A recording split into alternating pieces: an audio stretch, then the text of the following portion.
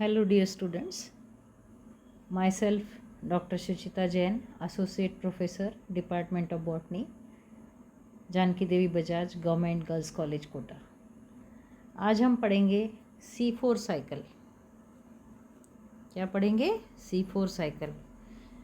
C4 cycle को HSK pathway भी कहा जाता है।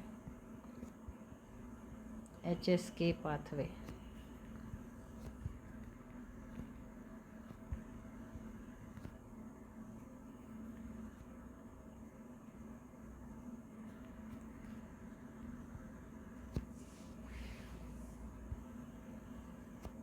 ठीक है, अब C4 प्लांट्स और C3 प्लांट्स, इन दोनों की डिफरेंसेस क्या क्या है। कुछ पौधे ऐसे हैं जो कि C3 साइकिल को फॉलो करते हैं, कुछ ऐसे हैं जो C4 साइकिल को फॉलो करते हैं। C3 प्लांट्स जो है उनमें कार्बन डाइऑक्साइड को ग्रहण करने वाला CO2 ग्राही जो पदार्थ है वो है राइबुलोज डाइफॉस्फेट। क्या है? RUDP इन विच C3 प्लांट्स। अब C4 प्लांट्स में CO2 ग्राही पदार्थ क्या है? Phosphoenol pyruvate.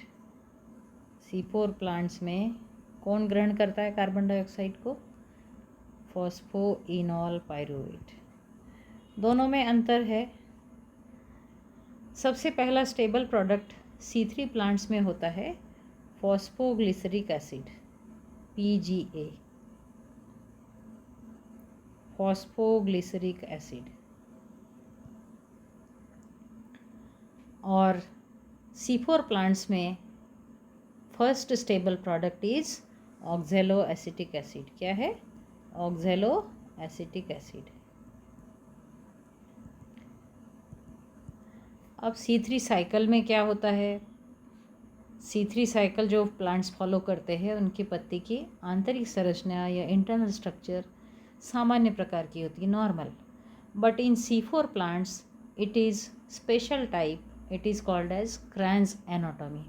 अब क्रैन्स एनाटॉमी में क्या है? सबसे पहले मैं आपको इस डायग्राम के माध्यम से बता दूं। आप देखिए, सबसे पहले MDH हैच CR स्लैक ने इनकी C4 प्लांट्स की C4 साइकिल की उपस्थिति किस प्रकार से होती इसके बारे में बताया, इसको डिस्कवर किया और इन्होंने नाम दिया है हैच और स्लैक के सम्मान में। जो साइंटिस्ट है, फिजियोलॉजिस्ट है, जिन्होंने इसको सर्च किया, डिस्कवर किया, उनके नाम पर ही इस साइकिल का नाम हैच एंड स्लैक कोटशेक पाथवे दिया गया है। उन्होंने CO2 के प्रयोगों के आधार पर प्रमाणित किया है कि प्रथम उत्पाद इट इज़ 4 कार्बन कंपाउंड। मैंने आपको बताया अभी C3 साइकिल में जो ग्राही पदार्थ है वो है राइबुलोज डाइफॉस्फेट और फर्स्ट स्टेबल प्रोडक्ट क्या है? 3 carbon compound, that is phosphoglyceric acid, जो मैंने आपको यहाँ बताया है। It is 3 carbon compound and ऑक्जेलो acetic acid is 4 carbon compound.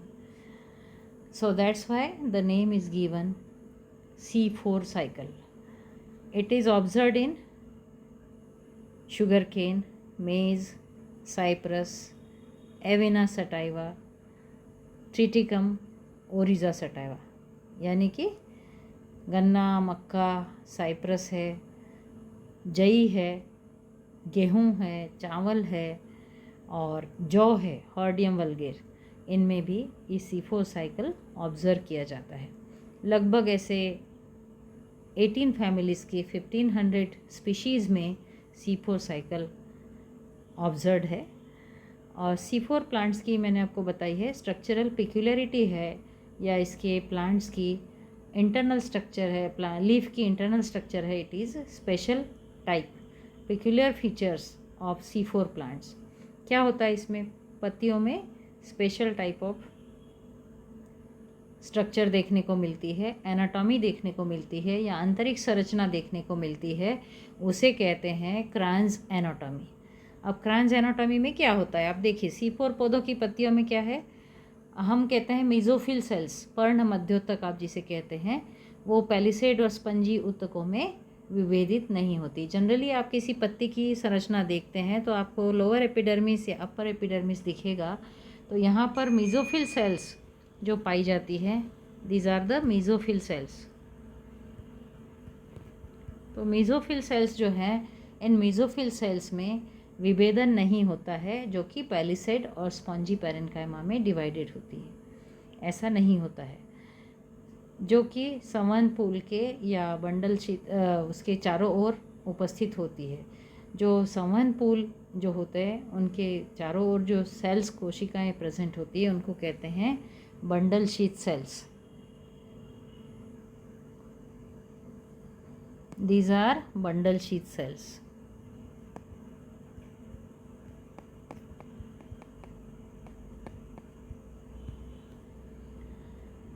यहाँ पर है जाइलम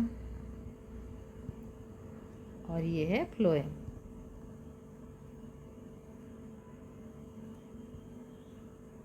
ठीक है, जाइलम फ्लोएम है, बंडल शीथ सेल्स है, मेसोफिल सेल्स है, लेकिन spongy parenchyma and palisade cells में इसका डिवीज़न नहीं होता है।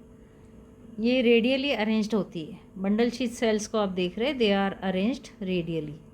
Bundle sheath cells are radially arranged and they are having chloroplast. Bundle sheath cells के साथ भी क्लोरोप्लास्ट, बंडल शीथ सेल्स में क्लोरोप्लास्ट उपस्थित होता है। अब जो बंडल शीथ सेल्स है ये वस्कुलर बंडल के चारों ओर एक या दो स्तरों में मालाकार, जैसा कि कोई हार बना हुआ है, इस प्रकार से व्यवस्थित होती है। पत्तियों की इस प्रकार की आंतरिक संरचना को क्या कहते हैं? क्रांस प्रकार की संरचना या क्रांस एनाटॉमी। छोटे छोटे इंटरसेल्युलर स्पेसेस होते हैं इनके बीच में, जो कि मेसोफिल सेल्स हैं। इनके बीच में there are some small intercellular spaces and the bundle sheath cells, they are having chloroplast but grana are absent, while in the mesophyll cells well developed grana are present. जब हम बात करते हैं photosynthesis की, प्रकाश संश्लेषण की, जो आपने C3 साइकिल पढ़ी है और क्रैसुलेसिन एसिड मेटाबॉलिज्म भी पढ़ा है, तो आप जब सेल्स की बात करते हैं या क्लोरोप्लास्ट की बात करते हैं तो क्लोरोप्लास्ट स्ट्रक्चर भी आपने पढ़ा है। They are having grana lamellae and stroma lamellae. तो क्लोरोप्लास्ट में ग्रेना का अभाव होना एक किसकी पहचान है? पुलाच्छद कोशिकाएं या बंडल शीथ सेल्स के क्लोरोप्लास्ट में ग्रेना का अभाव होता है। They are not having grana, while in mesophyll cells well developed grana is present. So C4 plants, they are showing the dimorphism, that's why they are called as special plants having crans anatomy. For example, grass, Bromoda grass, here bundle sheath cells, they are having very large size, and in these bundle sheath cells photosystem 2 is absent.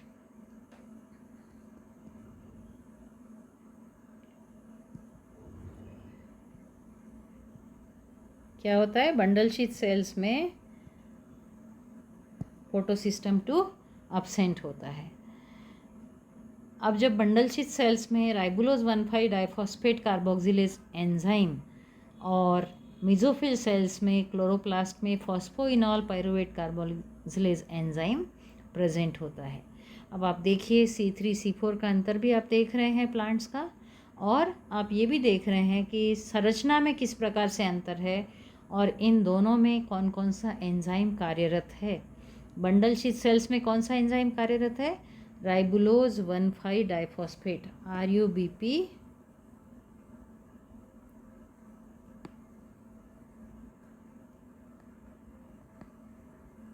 जबकि mesophyll cells में क्या है?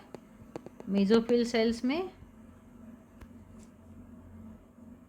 Pyruvate, phosphoenol pyruvate carboxylase, PEP carboxylase आप short में कहेंगे, PEP carboxylase. तो इस तरह से एंजाइम जो है आपके जो कार्यरत है, और इनकी वजह से आप एनाटॉमी या साइकिल में कौन कौन सी स्टेप्स है इनके बारे में जानने के लिए आपको मैं शॉर्ट में बता दूं कि किस प्रकार से ये साइकिल्स जो है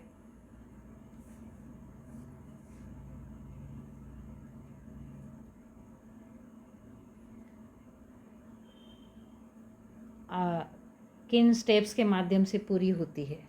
C4 cycle, it is also known as what, dicarboxylic acid cycle, dicarboxylic acid cycle. ठीक है बच्चों।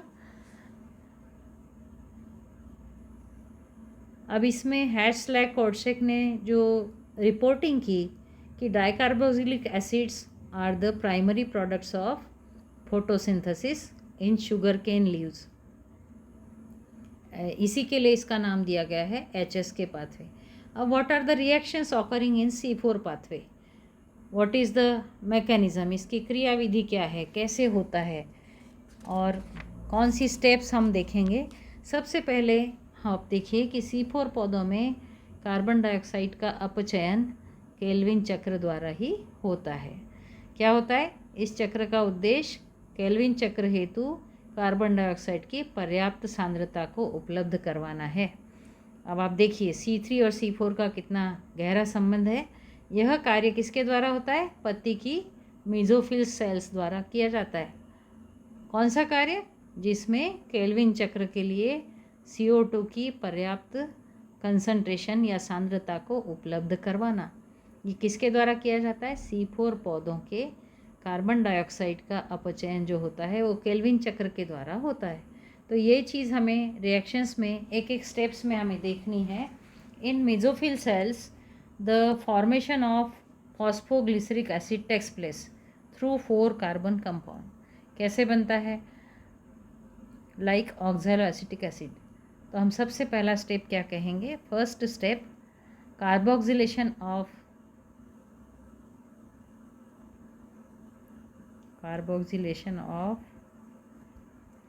phosphoenol pyruvic acid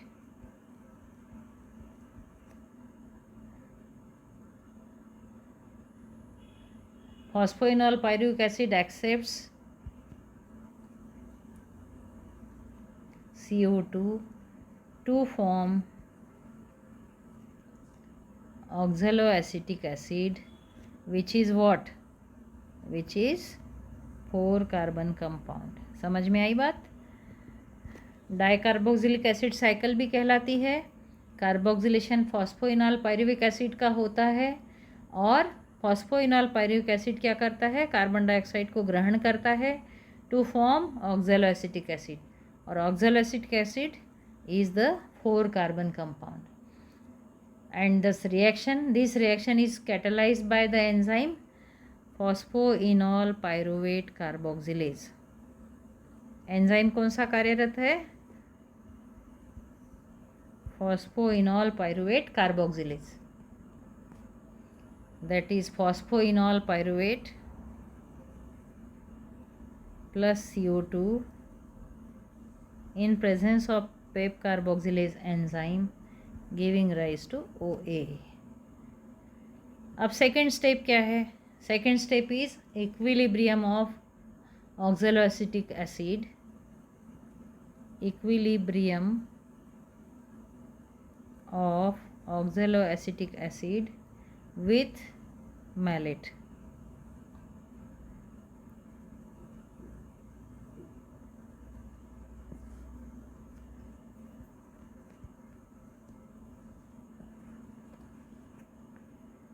अब ये कैसे होता है,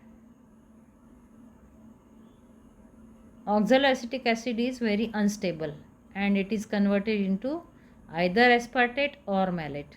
एस्पार्टेट या मैलेट में परिवर्तित हो जाता है या कन्वर्ट हो जाता है। एस्पार्टेट तो oxaloacetic acid, it may convert into malate और एस्पार्टेट, दोनों में से किसी में भी परिवर्तित हो सकता है, कन्वर्ट हो सकता है। इन प्रेजेंस ऑफ एस्पार्टेट में कन्वर्ट हो रहा है तो एस्पार्टेट अमाइनो ट्रांसफरेज एंजाइम कौन सा है, एस्पार्टेट अमाइनो ट्रांसफरेज। और यदि मैलेट में कन्वर्ट हो रहा है तो इट इज़ मैलेट डिहाइड्रोजिनेज। प्रत्येक स्टेप पर आप देखेंगे कि कोई ना कोई ऐसा एंजाइम जो है वो कार्य कर रहा है और उस रिएक्शन को फास्टर करवा रहा है। जैसा कि अनस्टेबल कंपाउंड आपको बताया है, तो oxaloacetic acid it gets converted into may be towards aspartate और मैलेट। अब इन दोनों में से मैलेट या एस्पार्टेट में कन्वर्ट होने के बाद तीसरा स्टेप क्या है? Third step is formation of phosphoglyceric acid. आपने C3 साइकिल पढ़ा है तो आपको पता है formation of phosphoglyceric acid. Oxaloacetic acid और मैलेट एक्सेप्ट्स कार्बन डाइऑक्साइड। इन दोनों में से ऑक्सैलोएसिटिक एसिड या मैलेट जो है ये क्या करते हैं? कार्बन डाइऑक्साइड को ग्रहण करते हैं to form what? Phosphoglyceric acid. यहाँ पर फॉस्फोग्लिसरिक एसिड बन जाता है, that is OAA plus CO2 forming PGA and malate plus CO2 forming PGA। तो इस प्रकार oxaloacetic acid that is aspartate या मैलेट के साथ उसका जो रिएक्शन होता है तो कार्बन डाइऑक्साइड को ग्रहण करके वो 3 कार्बन कंपाउंड फॉस्फोग्लिसरिक एसिड को बनाता है, that is PGA। The reaction then proceeds to form sucrose and glucose via hexose phosphates. अब क्या होता है? सुक्रोज या ग्लूकोज हेक्सोज कंपाउंड्स है, उसमें आपकी हेक्सोज फॉस्फेटेस बनाने में रिएक्शन आगे प्रोसीड होती है। अब यही रिएक्शन अलग अलग चीज़ क्या है? मेसोफिल के क्लोरोप्लास्ट में हो रही है या बंडल शीथ में हो रही है या क्लोरोप्लास्ट पैरेन्काइमा शीथ में हो रही है। तीनों जगह पर अलग अलग रिएक्शन आप देख सकते हैं। और इसमें जो रिएक्शन होती है तो in bundle sheath cells what happens? The formation of PGA takes place. Formation of PGA takes place in bundle sheath cells through the Calvin pathway, Calvin-Benson cycle and carboxylation of RUDP. That is क्या होता है? RUDP plus CO2 in presence of RUDP carboxylase forming PGA। तो एक तो PGA बना, आपने last step में देखा, ऑक्सैलोएसिटिक एसिड या मैलेट जहाँ पर कार्बन डाइऑक्साइड को ग्रहण करके बना, या एक आप यहाँ देख रहे हैं कि RUDP plus carbon dioxide it is also giving rise to phosphoglyceric acid. तो ये चक्र जब हम बनाते हैं या डाइकार्बोक्सिलिक एसिड पाथवे कहते हैं, तो हमारे सामने ये चीज़ स्पष्ट रूप से दिखाई देती है कि सबसे पहले ऑक्सैलोएसिटेट it is converted to phosphoglyceric acid.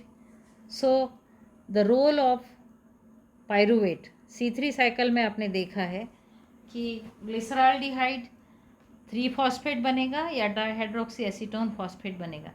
सबसे पहले fructose 6 phosphate and glucose 6 phosphate, ये दोनों क्या है? Isomers.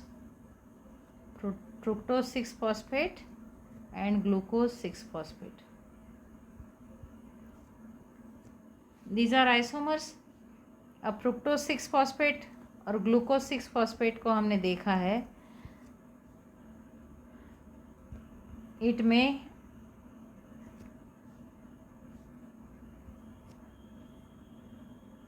Work on sucrose also और alpha ग्लूको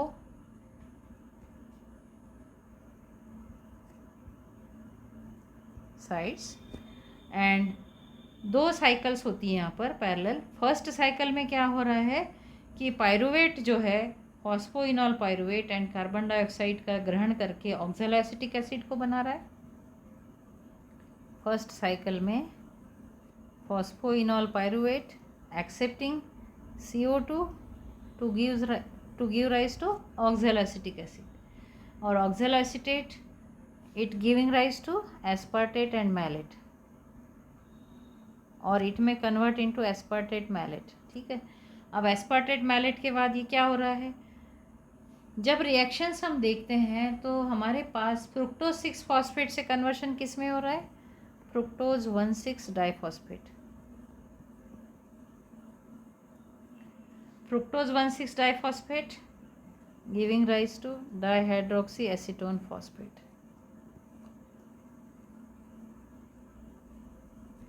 Dihydroxyacetone phosphate and glyceraldehyde 3-phosphate PGAL, ये दोनों आइसोमर्स है.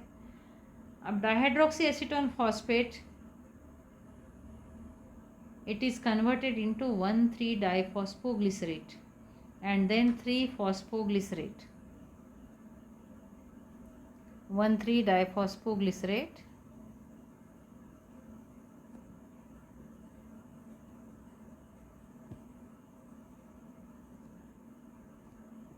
and then 3-phosphoglycerate.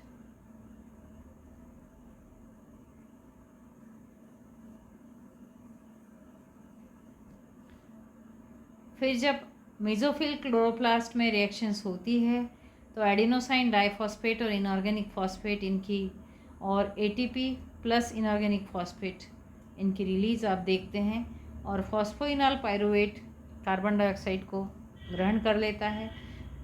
पहला स्टेप फर्स्ट साइकिल का मैलेट एस्पार्टेट के कन्वर्शन का, और सेकंड साइकिल में क्या होता है, एक्सेप्टर जो है C2 acceptor RUDP carboxylase and RUDP से राइबुलोज 5-फॉस्फेट और ग्लूकोज ज़ैलुलोज 5-फॉस्फेट एंड ज़ैलुलोज 5-फॉस्फेट से सीडोहेप्टिलोज 7-फॉस्फेट. तो इस तरीके से साइकिल चलता है C3 और C4 के बीच में parallel. Here the main difference is that the जो उपयोग होता है, main difference is that both the cycles they are parallelly occurring, but एक में फॉस्फोइनॉल पायरुवेट कार्बोक्सिलेज एंजाइम कार्य कर रहा है और एक में ऑक्सैलोएसिटिक एसिड उपस्थित होता है. आपको बताया राइबुलोज 1,5-डाइफॉस्फेट कार्बोक्सिलेज है किसमें, बंडल शीथ सेल्स में, जबकि मेसोफिल सेल्स में क्या है, फॉस्फोइनॉल पायरुवेट कार्बोक्सिलेज. तो इस तरह से दोनों एंजाइम अपनी अपनी एक्टिविटी करते हैं और ऑक्सैलोएसिटेट से मैलेट का जब निर्माण होता है तो NADPH2 द्वारा डिहाइड्रोजिनेज एंजाइम की उपस्थिति में अपचयन होता है. तो फॉस्फोइनॉल पायरुवेट को कार्बन डाइऑक्साइड ग्रहण कर रहा है वाटर की प्रेजेंस में और पेप कार्बोक्सिलेज की प्रेजेंस में, और ऑक्सैलोएसिटेट एसिड बनता है, ऑक्सैलोएसिटेट और फॉस्फोरिक एसिड H3PO4, और ऑक्सैलोएसिटेट OAA जब NADPH2 को ग्रहण करता है या दोनों साथ रिएक्शन होती है in presence of malate dehydrogenase, then malate is formed plus NADP is released. Malate का स्थानांतरण जब पर्णमध्यतक कोशिकाओं से बंडल शीथ सेल्स यानी पुलाच्छद कोशिकाओं की तरफ होता है, क्लोरोप्लास्ट में हो जाता है, यहाँ मैलेट का डीकार्बोक्सिलेशन होता है और एक NADP विशिष्ट मैलिक एंजाइम की उपस्थिति में होता है, जिसके फलस्वरूप क्या होता है, पायरुवेट तथा कार्बन डाइऑक्साइड बन जाते हैं. Malate plus NADP in presence of malate enzyme gives rise to pyruvate plus carbon dioxide plus NADPH2. तो इस प्रकार जब CO2 जो मुक्त होता है राइबुलोज 1,5-डाइफॉस्फेट के कार्बोक्सिलेशन से, तो उसके फलस्वरूप क्या होता है, फॉस्फोग्लिसरिक एसिड का निर्माण होता है. और यही फॉस्फोग्लिसरिक एसिड पुनः जो है पायरुवेट पुनः पुलाच्छद कोशिकाओं में पर्णमध्यतक कोशिकाओं के क्लोरोप्लास्ट में स्थानांतरित हो जाता है और यहाँ ATP द्वारा प्रकाश व डाइकाइनेज एंजाइम की उपस्थिति में पुनः फॉस्फोइनॉल पायरुवेट का निर्माण होता है या फॉस्फोइनॉल पायरुवेट में परिवर्तित हो जाता है, वह CO2 ग्राही का कार्य करता है. तो pyruvate plus ATP, pyruvate plus ATP plus inorganic phosphate in presence of phosphopyruvic dikinase. यहाँ पर एंजाइम है फॉस्फोपायरुविक डाइकाइनेज. It gives rise to phosphoenol pyruvate plus AMP plus inorganic phosphate.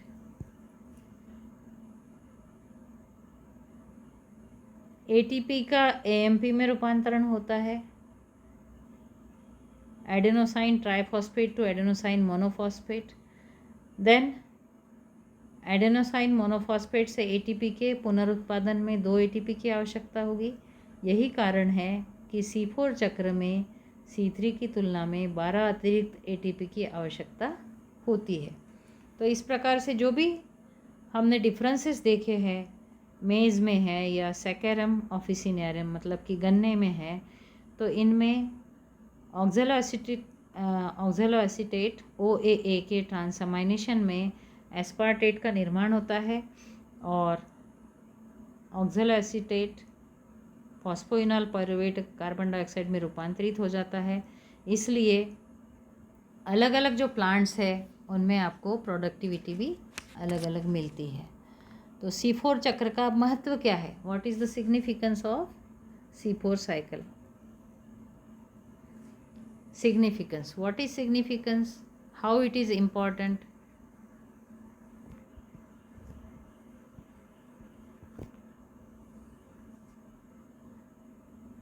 सबसे पहले जो भी एंजियोस्पर्मिक प्लांट्स है, मोनोकोटिलिडॉन्स एंड डाइकोटिलिडॉन्स, इसमें कई प्लांट्स में C4 चक्र पाया जाता है। जो प्लांट्स जिनमें C4 चक्र पाया जाता है वो क्या कहलाते हैं? C4 plants. जैसा आपको बताया मैंने, क्योंकि इनकी क्या है, एक विशिष्ट प्रकार की एनाटॉमी या आंतरिक संरचना है। जब भी अनुकूल परिस्थितियां होती है तब C4 पौधों में प्रकाश संश्लेषण की दर C3 की तुलना में 2 से 3 गुना अधिक होती है। ऐसा क्यों होता है? इसका कारण क्या है बच्चों? इसका मुख्य कारण ये है कि CO2 का स्थिरीकरण पेप कार्बोक्सिलेज एंजाइम द्वारा होता है और पेप कार्बोक्सिलेज एंजाइम CO2 के प्रति अधिक बंधुता होती है उसकी। एंजाइम के इस गुण के कारण C4 पौधे वातावरण में उपस्थित CO2 की अत्यंत कम सांद्रता को भी आसानी से अवशोषित कर लेते हैं। यदि आपकी कार्बन डाइऑक्साइड की मात्रा कम भी है तो PEP carboxylase enzyme is able to capture and absorb that concentration, and due to this the rate of photosynthesis is increase. कभी भी फोटोसिंथेसिस की रेट पर असर नहीं होता है बल्कि वो बढ़ी जाती है। मरुद्भिदीय पौधे हैं जैसे कि जेरोफिटिक प्लांट्स हम कहेंगे, इसमें जो है रंध्र आंशिक रूप से खुले रहते हैं। आपने देखा है ट्रांसपिरेशन में in succulent plants it is negligible. ये आंशिक रूप से खुले रहते हैं तो CO2 की उपलब्धता लगभग कम ही रहती है, सामान्यतः कम ही रहती है। इन परिस्थितियों में ये पादप प्रकाश संश्लेषण की दर को उच्च बनाए रख सकते हैं। एक तो ये है इम्पॉर्टेंट, और दूसरा क्या है, C4 पौधों द्वारा प्रकाश संश्लेषण के अंतर्गत CO2 नष्ट नहीं होती है, क्योंकि या तो इनमें प्रकाश श्वसन अनुपस्थित होता है या फिर इस तरह उत्पन्न होने वाली CO2 का मेसोफिल सेल्स द्वारा पुनः स्थिरीकरण हो जाता है। इस कारण C4 पौधे जो है प्रकाश संश्लेषण की दृष्टि से अधिक दक्ष होते हैं और इनके द्वारा उत्पादकता प्रोडक्टिविटी इज मोर, दर भी अधिक है प्रकाश संश्लेषण की या फोटोसिंथेसिस की, और इनकी प्रोडक्टिविटी भी ज़्यादा है। So that's why these are the plants following C4 cycle. And the C4 cycle, we have seen the steps of C4 cycle, how the C4 plants follow the C4 cycle, and what is the internal structure or speciality of the leaf of C4 plant, that is Kranz anatomy, how it is observed, किस प्रकार से bundle sheath cells है, mesophyll cells है, chloroplast की presence है, grana की presence है या ग्रेना का अभाव है, पेप कार्बोक्सिलेज एंजाइम की प्रेजेंस है या RUBP कार्बोक्सिलेज एंजाइम की प्रेजेंस है, and what is the difference between the C3 and C4 plants. हमने ये सब कंपैरेटिव स्टडीज़ हमने आज के टॉपिक में कवर की है। If you have any queries you are most welcome. Thank you for patient hearing. आशा है आपको समझ आया होगा, नहीं भी समझ आया है तो you will have to ask and you are free to ask all the questions. You can come to class with your questions. We are here to solve your problems. Thank you so much. Subscribe YouTube channel CCE Raj JDB GGC Kota.